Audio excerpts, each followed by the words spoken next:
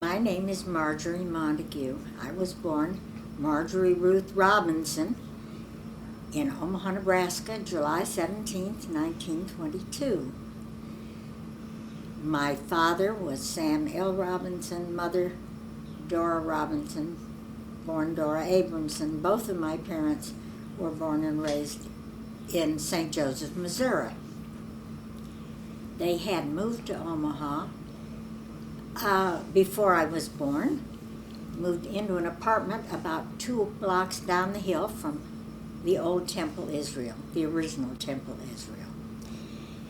My dad's business partner, Sam Appleman, and his wife Molly and their 2 girls lived in a house in that neighborhood, and there was an apartment house. There were very few in Omaha in those days, but there was an apartment just at the corner of the intersection they lived near. And Mother and Dad found an apartment and lived there when I was born. They lived there until, I suppose after they were able to get a nursemaid to live in to help take care of the baby. And we moved to the corner of 50th and Cumming. I lived at that address they were side-by-side duplexes, I guess, one facing Cumming and one facing 50th, maybe it was 50th Avenue. It was either 50th or 50th Avenue. And as I recall, there was I think a Jewish family who lived next door to us who had a little boy that I played with, and they moved away to St. Louis. Mother became pregnant with my brother Jimmy, and it was time to start looking for a different living. I think, though, they didn't move until the year I was in first grade. That year, they moved to 108 South 51st Street, just south of Dodge in Omaha. And the walk to Dundee School was 2 blocks up the hill to the north. We crossed Dodge Street to go to school, and after Dodge Street was widened, when it became part of the Highway 6 cross-country highway, a tunnel was built under the street for school children. So we go down into the tunnel, which had lights that went on all hours. It was never dark. And it was fun if you had a bicycle or roller skates. We had a good time. And we'd holler going down until somebody's parents would stop us. They couldn't stand the streaking any longer. The walk to school. I was in first grade. I skipped half a grade in second grade, so I went into 2B without ever being in 2A, which meant that I was a child who graduated in mid-year. So I was out of Dundee in mid-year, went to Central High School for 4.5 years, actually, because my graduation in mid-year wasn't a very good time to go away to college, and I had my heart set on going away to college. Okay. On that block on 51st Street, there were on our side of the street several Jewish families. We were the ones closest to Dodge. 2 houses to the south lived Harry Kulikowski and his family. A few more houses down the street were occupied by an elderly Dr. Scher, whom Mother spoke of in hushed, respectful tones, and I know nothing about the man, except that he apparently was highly respected in the community and probably retired by that time. The house on the corner of Farnham and 51st Street must have been a rental house, because the families who lived there changed. At one time, Lou and Rose Somberg. The Sombergs lived in the house for a while at the corner of 51st and Farnham. Across the street from them in a house. I don't know that they lived there at the same time, but another Jewish family named Bordes lived. I think one of those Bordes moved to Kansas City at some time because I ran into Bordes here. A little farther down the street, across the street, my mother's oldest sister, Reba Rosen, lived with her husband Dave. Her 3 children lived there at the time, and a grandchild. Irene Rosen Saltzman, Eddie Rosen, and Gerald Rosen. Aunt Reba's family was a little unusual in that of her 3 children, they came 9 years apart. So she ended up being a mama for a long time when everybody else was being a grandma already. She was both a grandma and had a young child. Going the other direction toward Elmwood Park down Farnham Street on the corner of 52nd and Farnham, Lou Hiller and his wife lived with their children, Richard and Marjorie. Margie married Eddie Rosen, so they became part of our extended family. And down the street a little farther was some duplexes, and there were other Jewish families down there. Dave and Goldie Feder and Aileen lived in one of them. The Malashocks, both jewelers, lived sort of across the street from one another, a block apart. Irving and his brother, I keep thinking Lloyd, Bomber, Big Bomber. So they were Big and Little Bomber. Irving was my age, his brother a few years older. And Eddie Malashok lived with his family a little farther down. So on that block, on the Dodge Street corner, close to it, Lee Jane Greenberg with her brother Bucky and her mother and dad lived. A couple blocks away, we used to walk down. We'd play bridge a lot in the summers as we grew a little older, and the Rubenson family, Frances and I'm forgetting her sister's name. She was so pretty. That was Harry Rubenson's family. And we were scattered, Jewish families, throughout that area. And we were pretty well integrated. My own playmates were the girls who lived on my street. Catty corner across the street from us was a family named Swore. Mr. Swore was an attorney. They had just the one child. And Mrs. Swore had grown up in St. Joe also, so she and my mother had that in common. St. Joe family. There was Beth Kulikowski was a year older than I. And her mother must have told her to be nice to me and help me, because she took me in hand and she saw to it that I went with her to the Brownie troop down at the Jewish Community Center, which at that time was across the street from Central High School. And I became a member of that Brownie troop. And Beth and I were friends. She had an older sister who, a couple years older, Ethelyn, and a younger sister, Ruthie, and a little brother, Mikey. Mikey and my sister, Joanne, were about the same age. Ruthie and my brother, Jimmy, were about the same age. I can remember the year we decided we'd have a mock wedding, and we married Joanne and Mikey. It was funny, Kulikowski's, along Harry and his brother Louie, and I don't know who else, another brother or uncle in the family, owned Central Market, which was the big, beautiful grocery store downtown. And Mrs. Kulikowski, once in a blue moon, would run out of something that she couldn't borrow from Mother in the kitchen, and several times she sent me to the neighborhood A&P, which was on Dodge Street at 50th, to buy an item that she absolutely couldn't wait for Harry to come home, bring him home from the store. But she didn't want anybody to know that the Kulikovskis were in groceries anywhere else. So it was sort of a sworn to secrecy thing, and she gave me a whole dime for the trip.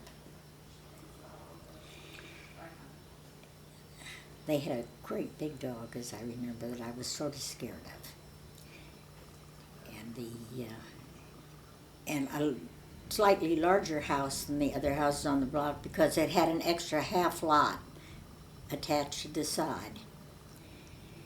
The house next door to us was occupied between the Kulikovskis and our house by a number of families over the years.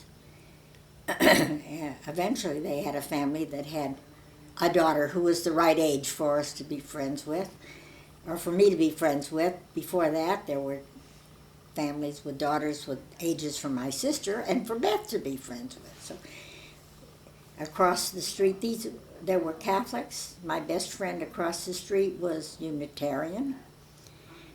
The Fortune family, who lived sort of across the street down facing where Beth lived, they didn't even have an automobile. We lived right half a block from Dodge Street, and Mr. Fortune took the bus to work every day. It was very convenient. They had a son at Notre Dame and another younger son who went to Creighton. And, not Creighton. Yeah, Creighton, we're no more. I was about to give you Kansas City schools. And he had the first car, I think, in the family. It was a convertible, and he gave us all a ride, and it had a rumble seat. Oh, I can't tell you the excitement riding in that rumble seat. We girls were just thrilled. He gave us all a big thrill. He took us around the block, 2 at a time. The life was really nice. It was very pleasant. I look back and I think what a very, very fortunate childhood I had. Number one, I was the firstborn in the family, and I guess first children get a lot more of everything than the others do as they come along. And Mother saw to it that I got extra things in my life, horseback riding lessons and drama lessons.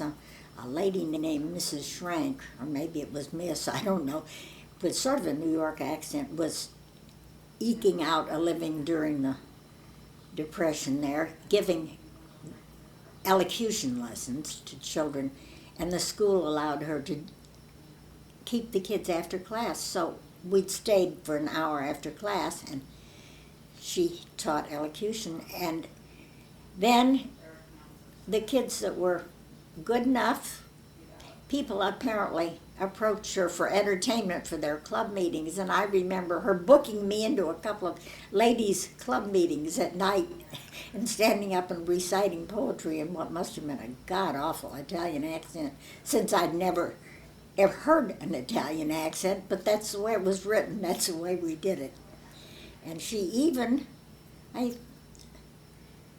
did sort of a recital thing on the stage at the Dundee Theater. The Dundee Theater was our weekend.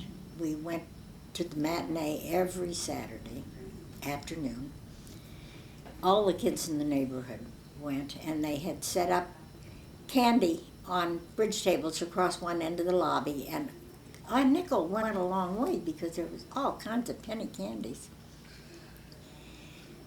We started going to those movies when they were silent movies, and I remember the red-headed girl who played the organ, or maybe it was a piano, down in the front of the theater, and when she walked down the aisle, we knew it was about to start. We did that until we were old enough to go to the Friday evening movies, and we often went to the Saturday afternoon ones too. Movies were a dime. If you were over 12, it got to be a quarter, but none of us got to be over 12 until we were almost 13, I'd say. Downtown, which was a big thrill to go to a downtown movie. They were big and they were air-conditioned in the summer. And those were 25 cents, even for little kids. So we didn't do that too often. I remember the Orpheum Theater. On the street, on the block next to it, had a saltwater taffy store with a gadget in the window that was going all the time, pulling the taffy. And I can remember we'd stop and buy taffy before going to the movie. And I remember going to the Orpheum when Sally Rand was doing her act, because the Orpheum circuit was still going on at that time. It was petering out, but it was still had vaudeville. And it was a George Raft movie. I think it was Bolero or something, way back. Because my first introduction to Bolero was George Raft dancing it. And Sally Rand with a bodysuit. And Jean and I sat way down in the first or second row. We were, what, maybe 10, 8? And we watched her as she moved those fans front and back, and admired the grace and the beauty of this dancing, which we thought was very fancy. Jean's dad's office was downtown, just a few blocks away, and he would bring us home. We'd take the bus down, we'd go to the library or do our shopping at Kresge's, which was a block from his office, and get a ride home with him. When I was in, I guess 8th grade or 7th, I was in that radio show at WW that somebody, I think she was a Jewish lady, and she called herself Aunt B, and she had auditions.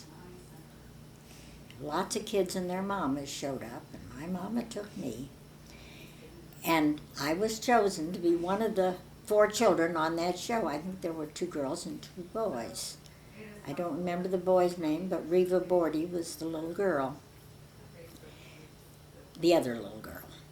And I remember we'd get down to WOW, up at the top floor where the radio station was on the Woodman of the World building, and we'd go through the script one time, reading it out loud, and it was time to go on the air, and we'd read our parts, dropping the pages on the floor as we stood in front of a microphone apiece.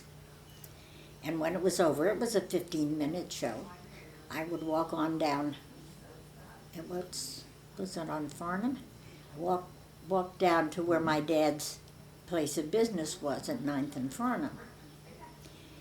Nobody ever thought anything about children riding streetcars or buses by themselves as I was growing up. And nobody worried about children walking through the wholesale district. Everybody felt safe, and as far as I know, we all were safe. And I miss that a lot in the world today. My father, when he and Mother were married, was a traveling salesman working for a company called Kalis Alport out of Kansas City. Ike Kalis' sister Molly lived with her husband, who had a store out in Utah somewhere around, I don't know whether they were near, around Salt Lake somewhere, but it was sort of out in the boonies, and she hated it. She was afraid at night because he kept the store open late to get business. It was, I imagine, just for general purposes, not ready to wear groceries and stuff that small town people buy. And they did a nighttime business when people were not working. Anyway, he wouldn't get home till maybe 9 o'clock some nights, and she was there with 2 little girls and was afraid, and there weren't any Jewish people really. She didn't ever feel at home there, and she persuaded her brother Ike to help her find some way that she could move back into the world that she knew. So he knew that my dad also wanted to settle down because he was just married, and Dad was on his honeymoon selling for them out in California. Dad got the two men or Mr. Kalis got the two men together, and they decided to go into partnership as wholesalers, I guess. And they set up a wholesale business in Omaha. The Applemans got here first, and we followed, I guess not too long afterward. Their wholesale business in men's clothing, pants, and I don't know what else. I know they ended up becoming a small manufacturing business. They put in the factory upstairs in their building, and they moved to a building where they could put the factory. And I remember when they moved in, it had been at some point a hat factory, and when they cleaned out the basement, they found all kinds of things that little girls loved to play with. Huge plumes that had graced hats probably in the 90s. And he brought some home for our dress-up things. Our attic at home being the repository for all kinds of wonderful clothes to dress up in. That took care of winter play most years. He and Sam Appleman were in business for a long time, but before I went to college, they went their separate ways.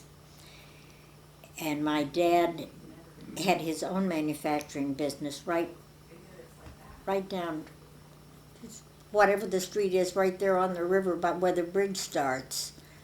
It's just a few blocks from the other place. And then he was in that business when he died. He got very sick. Sam and I had just been married, about a year and a half. I had come home over Christmas and was to meet Sam in New Orleans for the Sugar Bowl game. Sam's dad had been one of the original guarantors of the game, and they had tickets year in and year out to that game, and everybody gathered. So I planned to meet him there, but my dad became very ill. He was afraid of hospitals and surgery, because everybody he knew died in hospitals and after surgery. But there was nothing to do but take him to the hospital. His appendix broke at home, apparently, and peritonitis set in, and he didn't make it. So then that business had to be sold, and was. My parents joined the Temple Israel. We went to Sunday school there, all of the children in our family. And I remember Sunday mornings, Dad would take us. We were living on 51st Street. They were down in closer to 30-something. And he'd drop us at Sunday school, pick up Uncle Sam at his house 2 blocks away, and the two of them would go down to the post office, pick up the mail that was sitting there, and go down to the office for a couple hours, and then come pick me up, or pick us up, depending upon how many of us there were. And we'd go, after Sunday school, we'd go down to Aunt Molly's, and she was stuck with us for an hour or so until the men came back. And that was our Sundays. Rabbi Cohen was the rabbi when I started. David Weiss was our very popular young unmarried rabbi who married before we were confirmed. And everybody loved David and his wife Sophie. They were charmers. And it was a nice experience. I remember Dr. Pepper was my Sunday school teacher one year, and we were getting close to confirmation years. And I remember that he and Ramona Sonberg had run off and gotten married. High school was fun. We went down, and my dad ended up with the chore of taking all the kids, all my best friends, to school every morning. Poor man, I'd get him up, and he'd have to leave his warm bed and leave home probably earlier than he would have left otherwise. But he'd drop us off at the west entrance of Central High. I lockered with a variety of girls over the years. I think the first girl I lockered with was Rosalie Wertheimer. We must have both been in the same mid-year class. And then I lockered with Lee Jane Greenberg. And Barbara Taxman moved to town. She had come from Kansas City, where they were a whole year of school short of what we had in Omaha. So she was really a year younger than I, but she was in my class. And they had moved up on 49th Avenue and Dodge. There were some apartments there. And Mother said, be nice to her, she's new, and we got to be very good friends, and we ended up being very good friends for the rest of our lives. We lockered on the first floor, and the lunchroom was on the fourth floor. There were 3 lunch periods, and the lunch periods were 20 minutes long. We had to get from wherever our class was down to the locker, up to the lunchroom. We carried lunch. I never bought lunch. I only carried lunch. I think because Mother came from an Orthodox family, and she had always carried lunch to school. She thought that's what we did. Anyway, I never had to stand in a line for lunch. We had lunch, and we carried lunch up to the 4th floor, where we'd all sit together at a table, a bunch of us who just gravitated to that spot every day. And we'd eat. We must have eaten in 5 minutes, I suppose, because we had to take time on the way down and stop in the restroom and put on some fresh makeup before we went to the next class. I've been eating fast ever since. I eat as though food were going to disappear from my plate. And I married a man whose mother must have told him you need to take 100 bites before you swallow, because he's the world's slowest eater. And it's really a funny combination.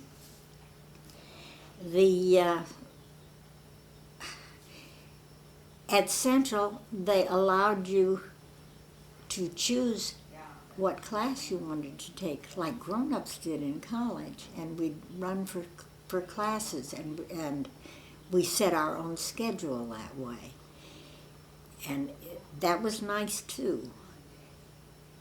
We had, I'm trying to think of things that were outstanding. I loved drama and took the drama classes that were offered. I was a child whose mother could sing a very nice soprano, but whose father couldn't carry a tune, and I took after my father. When I was in kindergarten, they made me a listening bird, and I should have stayed one, but I love to sing. It doesn't matter whether I'm on tune or not. I never forgot the words to a song, so people have put up with me over the years. The newspaper was always interesting, and I took journalism and was on the paper, I think, as a copy editor or something. My brother Jimmy, when he was on the paper, had a column. The kids called him Mouse sometimes, and so his column was Mouse Says, and it was, I don't know what it was, whether it was gossip or news in his column, but he had a column. The other kids, too, among my friends, were interested in the paper, and I remember Jean Swore, my friend from across the street, was on it, and Beth Kay had been on it, and Joy Greenberg was on the ad staff, as I recall it. And I remember the summer before graduation, Beth and some of the others went to Northwestern for their summer high school journalism angels session. And I'd heard so much about Northwestern from them that's where I wanted to go to college, and did. It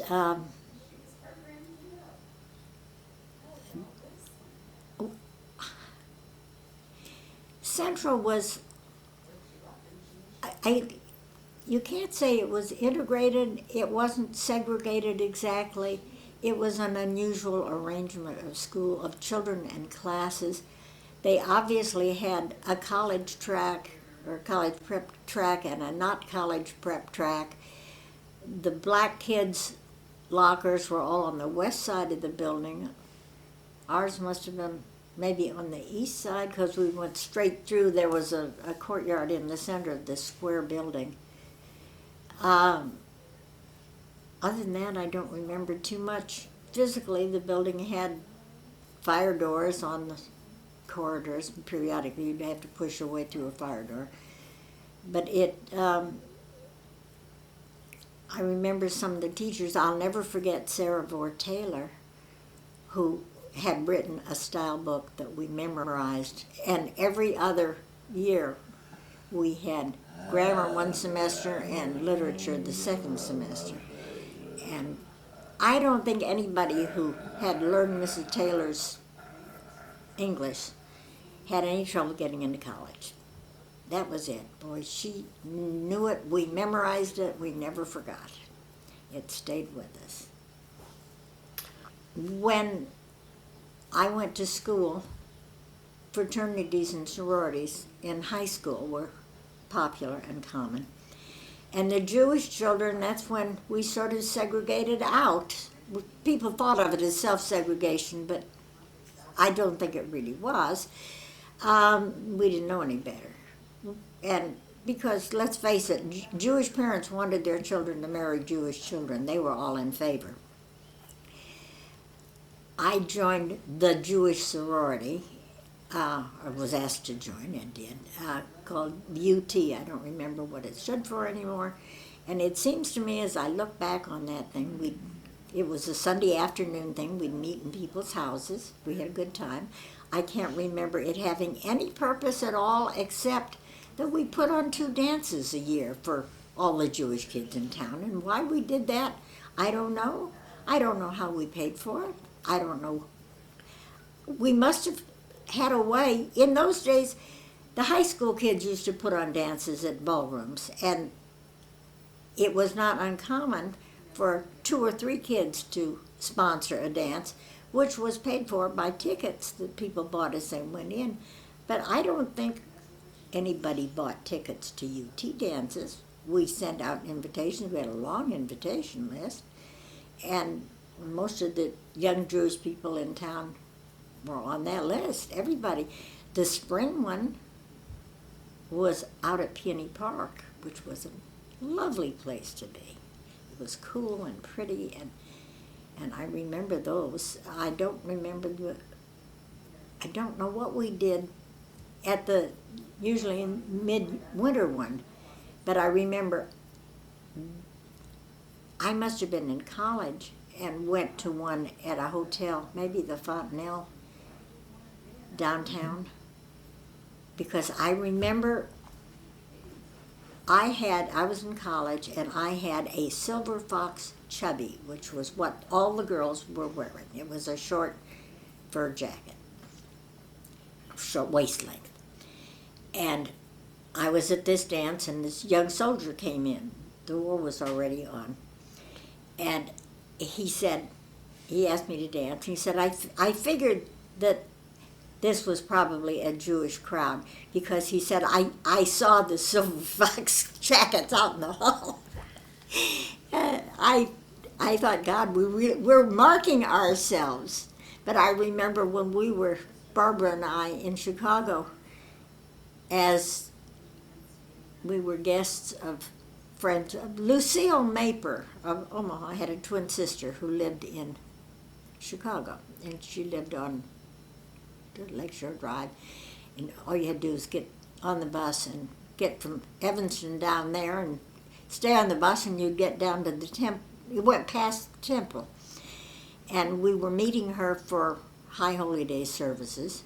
Must have been Rosh Hashanah because Barbara and I weren't sure where to go, but I saw two women with orchids on their jackets, and I said, we'll follow them. Sure enough, they got off at the right corner. So our religious life in those years, we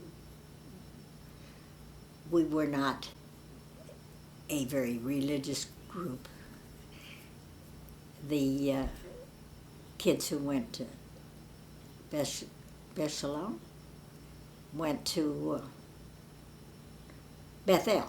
It was Bethel. Shalom was here. They went to Bethel. They went to Talmud Torah, and they did things that we didn't do. We didn't do anything until we were about to be confirmed, and then we had special classes for that. Barbara Taxman and I went to Northwestern because it was acceptable to our parents. My dad didn't want me any farther away. He didn't want me to apply to Eastern schools. And he'd get to Chicago eventually, off and on business. Barbara's dad was living part of the year with his brother. They had an oil business in Illinois. And her mother was between Omaha and where her husband was.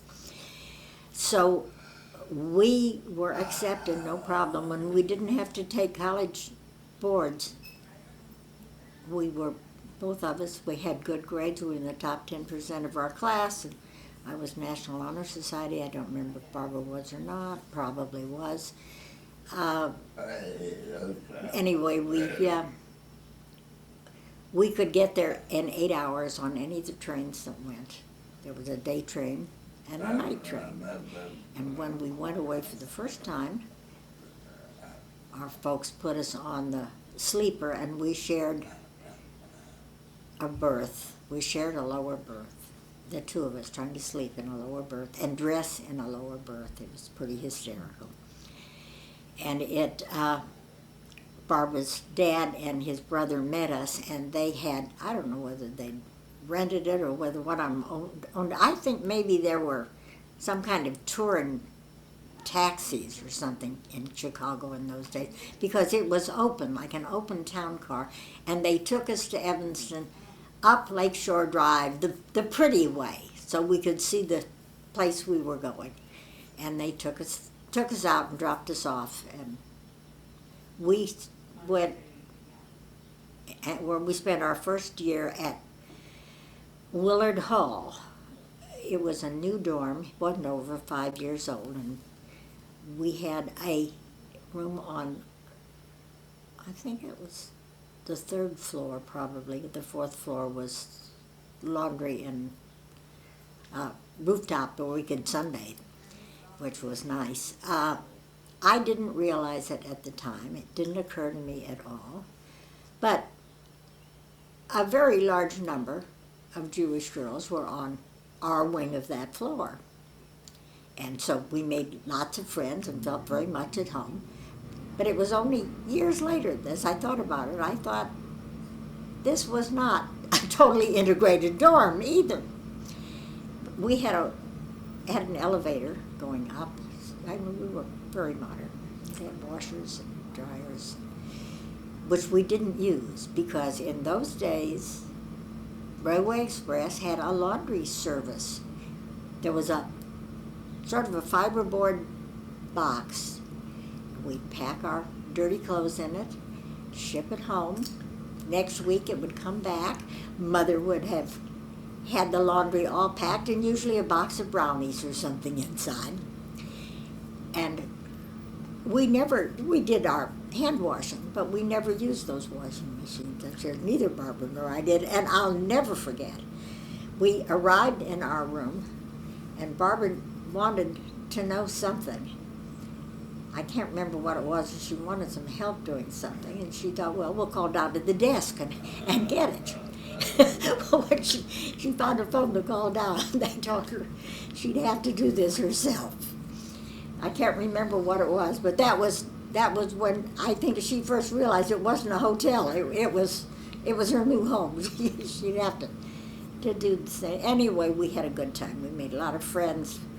We joined the A Phi sorority. We eventually, the second year we were there, the sorority was overcrowded. Northwestern had sorority houses on two quadrangles that were built by the university and were the same architecture. Everything was the same. They were like the dorms. And we sophomores, there were too many of us to move into the house. The house was filled. So there was a boarding rooming house that they took over, and we all lived there. It was a block away, and we walked to the sorority house for meals and meetings and activities. But our sophomore year, we lived in the annex.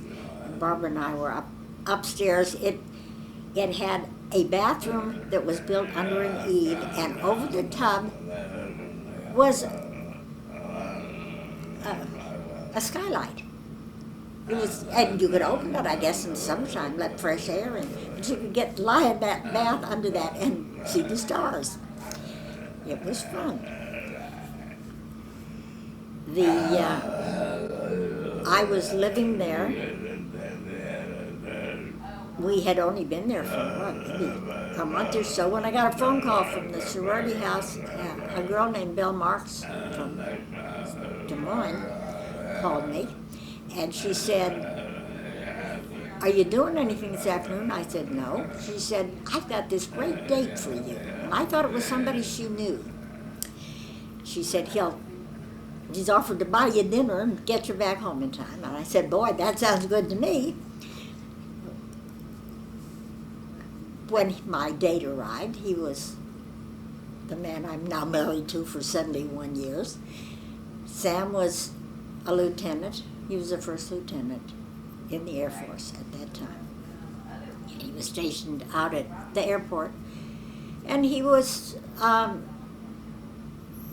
he had graduated from the University of Missouri, but before that he'd been at LSU, and he was a Phi Ep. He was a charter member of a chapter down there. And so he looked up, I guess, some Phi Eps at Northwestern and knew that there were two sorority houses. He called and got acquainted, and off we went for the day. By the time